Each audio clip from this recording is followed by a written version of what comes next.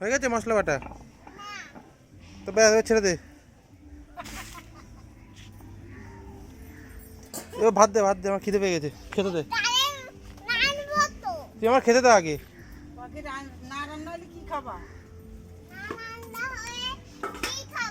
খেতে দে।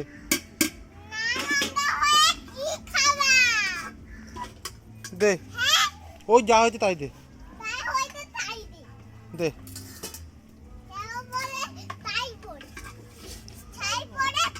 আর কতক্ষণ লাগে তোর রান্না করতে? এবার খিদে পেয়ে গেছে, তাতে ভাত দে।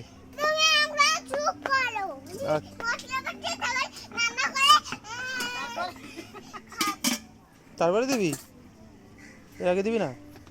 আর এই কি রান্না হয়েছে এখন? মাছের ঝোল হয়েছে? তাহলে ওই কি শাক ভাজা? শুধু শাক ভাজা দেখাবো আজকে? দেখিস তো হাতটা পুরো পুড়ে যায়। বাবা রে, দে দে দে দে, উফ রে।